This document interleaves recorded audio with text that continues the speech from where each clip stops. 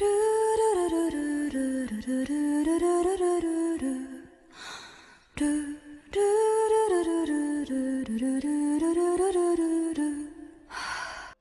Mage Chapter 101, The Meeting Between Those Who Crawl on the Ceiling. Traps set in dungeons generally targeted those who walked on the ground and those standing near walls. There were very few that targeted those flying through the air. The reason for this was that, for the demon king Gujarani's, the creator of the dungeons, they were breeding grounds for the monsters that formed his army and traps for treasure-seeking humans. It was said that Ricklint, the genie of time and magic, changed this so that dungeons were a place to train and acquire resources and treasures. But Ricklint had fallen into slumber before the end of the war, and of course, the Demon King had been sealed. Neither the Demon King nor Ricklint had imagined that people would be able to fly. There were currently races created by Vita that could fly, such as pterosaur-type draconids and bat-type beast people. But before those races existed, no people could fly except for those with precious magic items, those with the ability to use advanced magic, and those who had tamed flying monsters. For the Demon King and Ricklint, it could be safely assumed that there were many more flying monsters than people with any method of proceeding through a dungeon other than walking across its floors. Even so, some B-class and A-class dungeons contained traps targeting those who could fly, but such traps didn't appear in C-class dungeons and below. However, there were some monsters in dungeons resembling caverns and ruins that clung to the ceilings and looked to take adventurers by surprise. A mucus-like monster called a slime was clinging to the ceiling in this particular dungeon. This slime, whose instincts as a monster generated by the dungeon made, it prioritized the repulsion of intruders over its own life, patiently waited for its prey to pass by beneath it. But the slime heard the rustling of something crawling along the ceiling. It ignored this sound, thinking that it was just some other monsters. But the source of the sound drew closer to the slime. Monsters born in the same dungeon didn't share any feelings of companionship. Though they prioritized other monsters less than the repulsion of intruders, they were still just prey. The slime obeyed its instincts and decided that this approaching monster was prey. But what approached it was not a monster. It was an intruder with spider legs protruding from its back and bee legs extending from its sides, crawling along the ceiling. The slime did not see things as people did, but the presence it sensed was so bizarre that even its instincts stopped functioning. The reaction suddenly disappeared. Vandalyu, who had gone on ahead to use danger sense, Death in order to see whether there was any danger such as traps on the ceiling, was confused by the sudden disappearance of the reaction that he had sensed, and his gaze began to wander around. He had been certain that there had been a trap or a monster waiting for an ambush from the ceiling, but there was no way that a trap would disappear on its own, and even if the monster fled, it was unnatural for it to do so without making a single noise. He tried using Detect Life and found a response, but it wasn't a very strong one.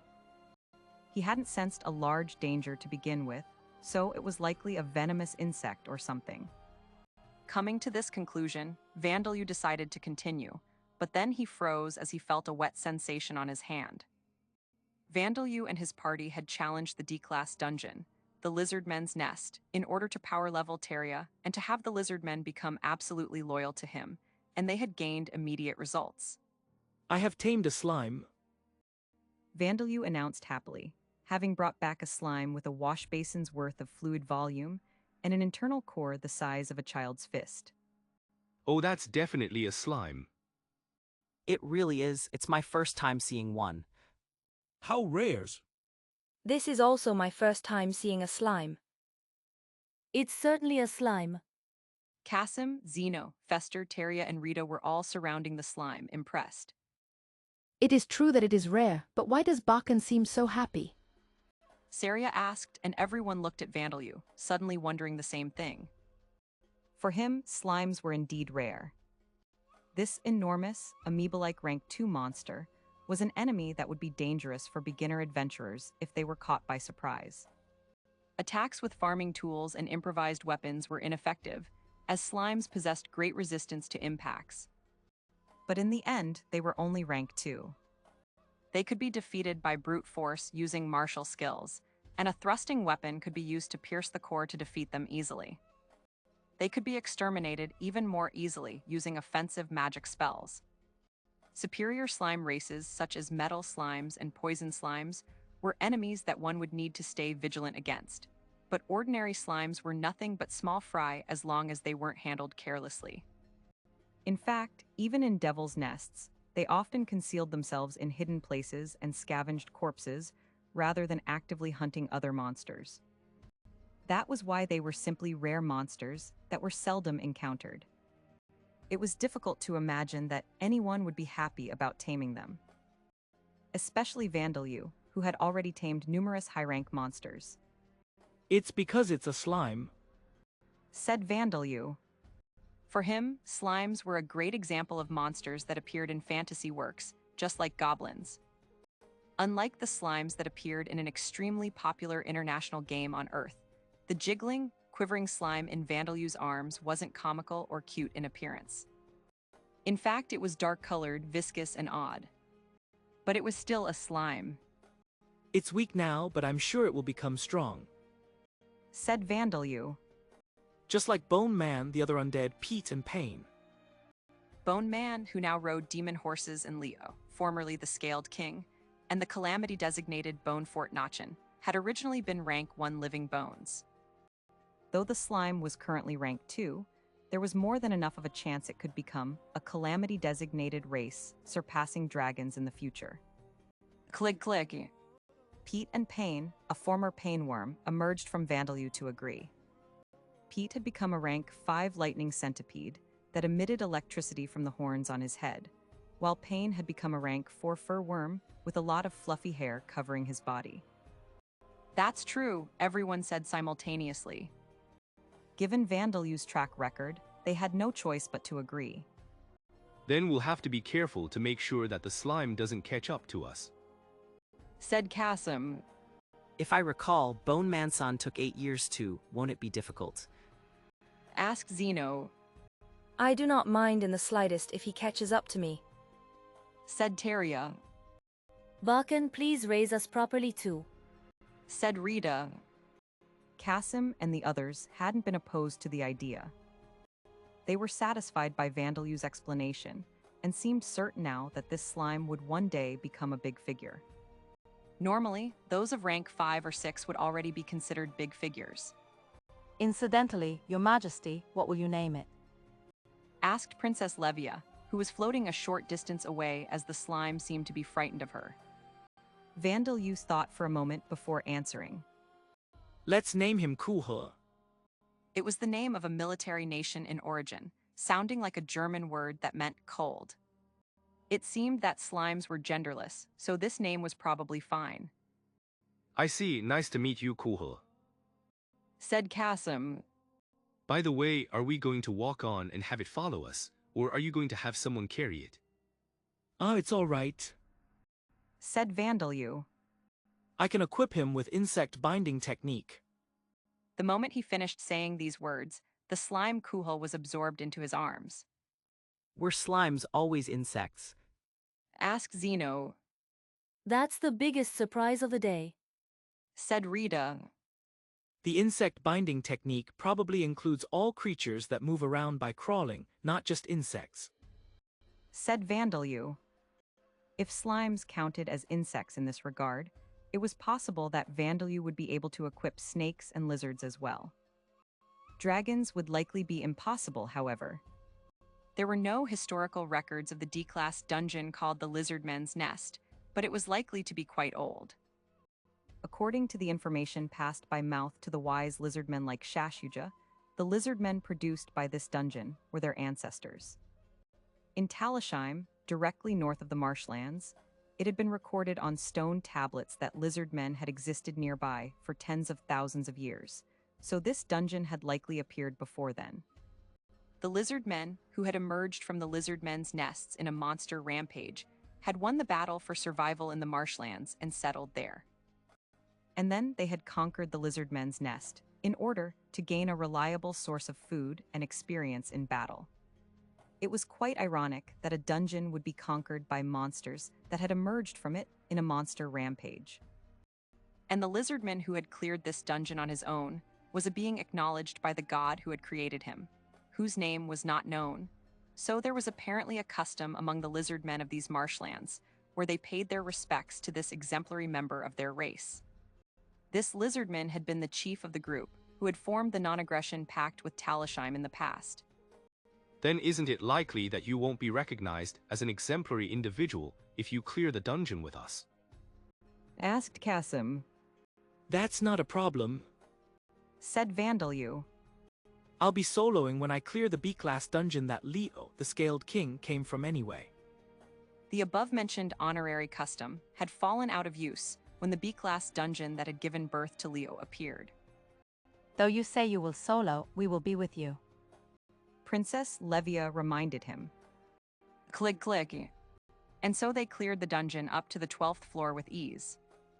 Befitting of the birthplace of the lizard men, most of the monsters in this dungeon were lizard men, so Kasim and the others would have found it difficult on their own, but the rank 5 Levia, the rank 6 living armor sisters and Vandalu himself were with them. There was no chance that a D-class dungeon would give them problems. And the labyrinth construction skill informed Vandalu of each floor's layout as he stepped into them, so they never even lost their way. If they wanted to, they could have even done a complete run through the dungeon in just a few hours.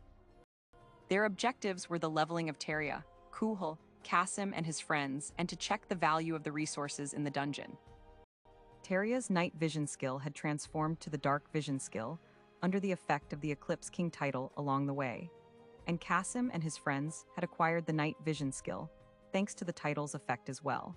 So they spent 2 days in the dungeon for them to get used to their new vision as well. As a result, their levels increased significantly.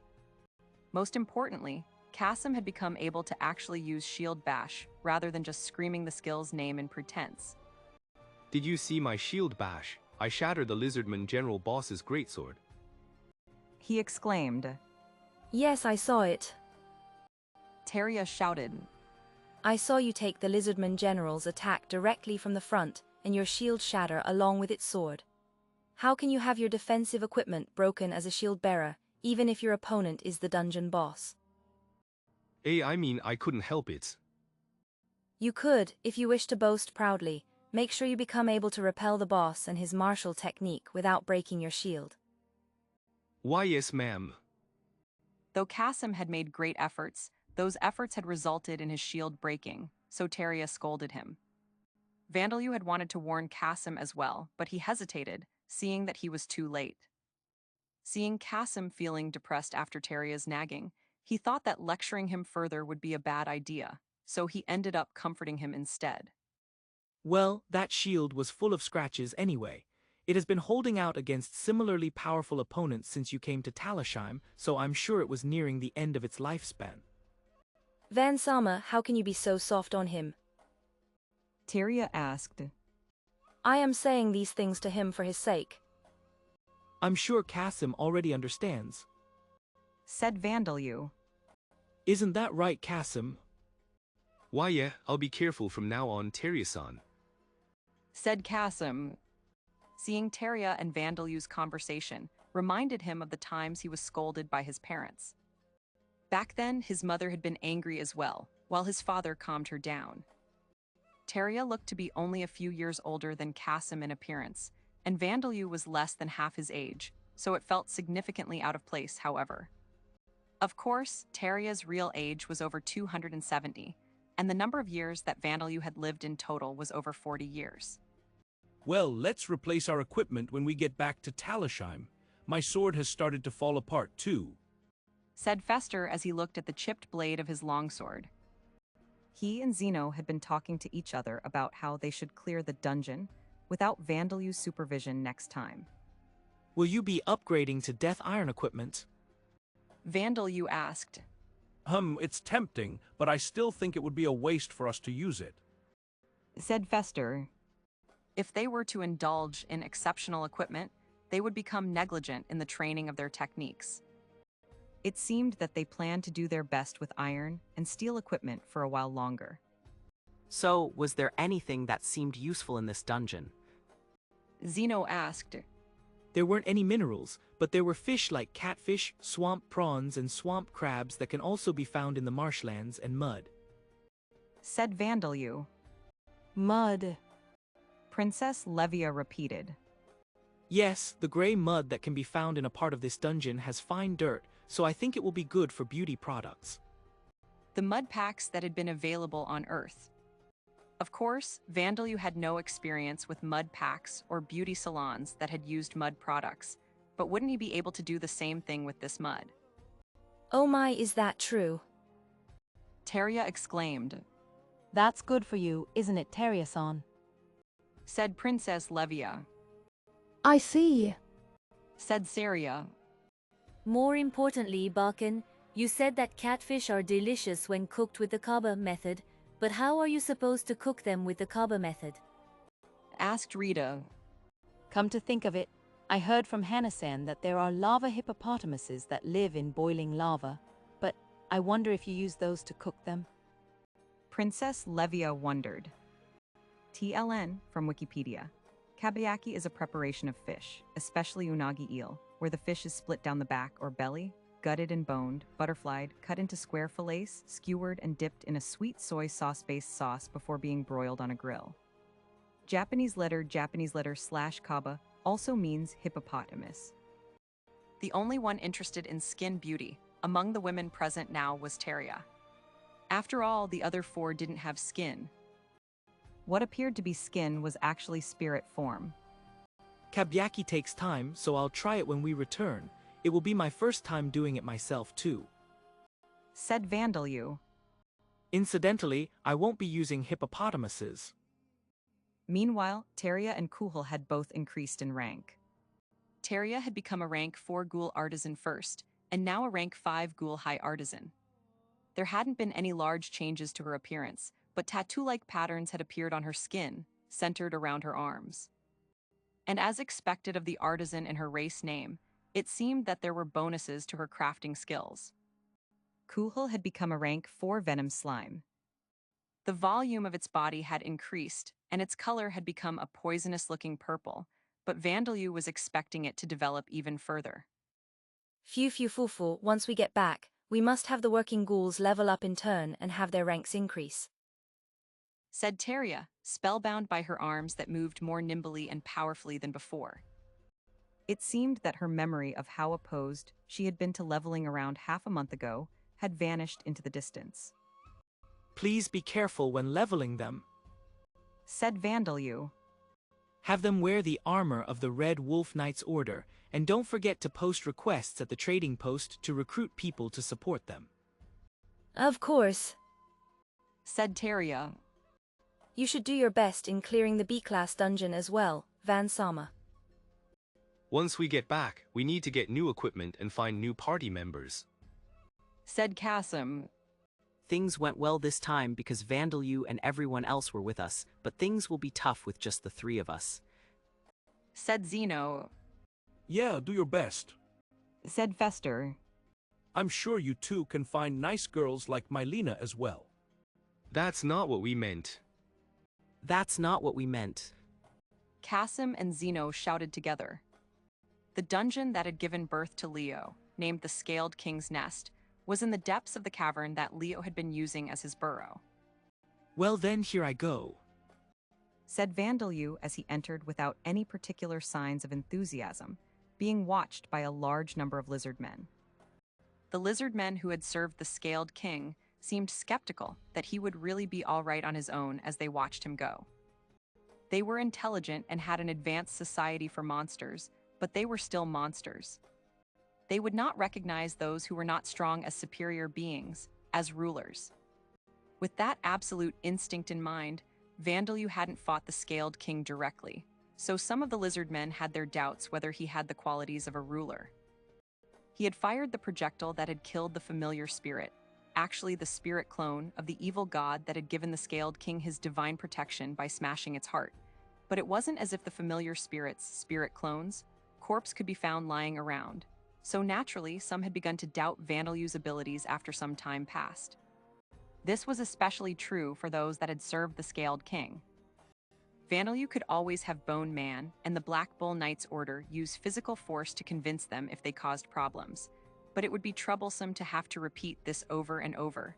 So Vandalyu had decided to solo the dungeon, leveling himself and his monsters in the process. Though he had told them that he would be soloing, the lizard men would not be able to see him once he entered the dungeon, so he would be letting everyone out once inside. As expected of a dungeon where dragons appear, it is quite large, isn't it? Princess Levia remarked as she appeared. Pete gave a hiss as he emerged from Vandalyu's body.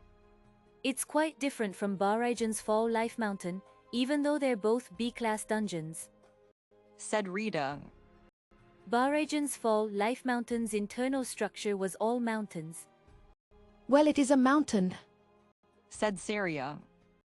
The two sisters had simply been stored in Vandalyu's luggage. The suits of armor that were their actual bodies actually had very little volume, so once they erased their spirit forms, the armors folded up and were easily carried. Bone Man had insisted that his bones could be taken apart and absorbed by a large worm, but there was a chance that they would be digested, so he had been stationed in the marshlands. Is everyone all right? Vandalyu asked. We are all right. But this is something that I cannot get used to. Said Zadyrus. It's quite harsh on us. Said Vigero. The two of them had emerged from Vandalyu's body after Pete, and Bastia was with them. Being infested by the parasite is all right, but being equipped inside you with your insect binding technique, Van, is a little. Bastia muttered. Now that you mention it, what is it like inside me? Vandalyu asked. It's dark and we can't see anything.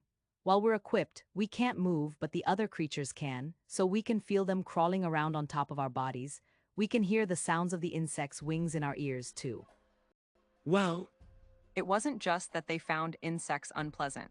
It seemed that the inside of his body was an extremely unpleasant place for people to be. Well, it is called the insect binding technique. Said Zadyrus. The insects are the main part. Also, we could not hear the sounds made by the ants and monster plants, so the ones equipped by the plant binding technique are likely in a different place. It's amazing that Eleonora and Luciliano were always willing to be equipped. Said Vigero. that's true. Vandalyu agreed. Well, Luciliano's unlikely to care about a little discomfort once his ambition for research is fired up.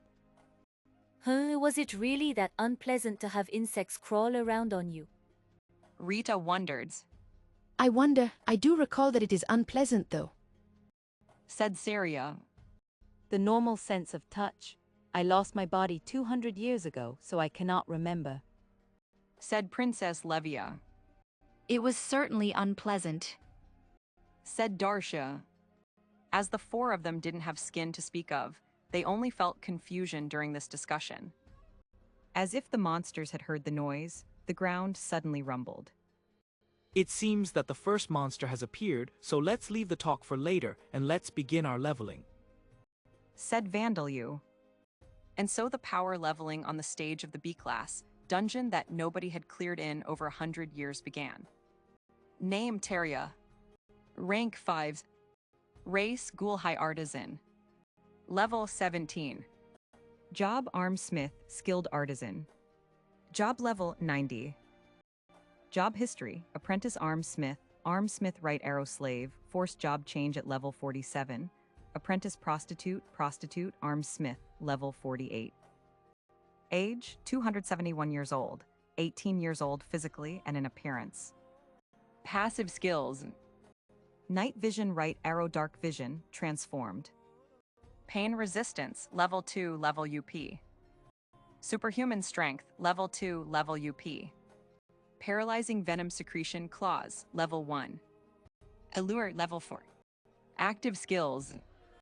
Estimation, level 7, level UP. Armor Smithing, level 8, level UP. Weapon Smithing, level 8, level UP. Bedroom Skill, level 5. Dancing, level 2. Lovemaking, level 2. Archery, level 3, new. Title explanation. Monstrosity. A name acquired by those feared by numerous influential beings. But those with this title are not simply feared. The title cannot be obtained unless a strange, ominous aura surrounds them. Those who acquire this title are often monsters, whose true identities are not known to the higher-ranking individuals and bosses in societal organizations, including the Adventurers Guild. So those with this title are treated with caution once they are known to possess it. However, they might simply draw attention in the underworld. When monsters possess this title, it becomes easier for them to acquire subordinates. Those who have acquired this title attract the attention of those who fear them more easily, and more individuals in the underworld take notice of them and draw closer. In the past, there have been numerous cases where statesmen deliberately gave the monstrosity title to bosses of criminal organizations that had become so tremendous that gaining more subordinates made no difference to them, in order to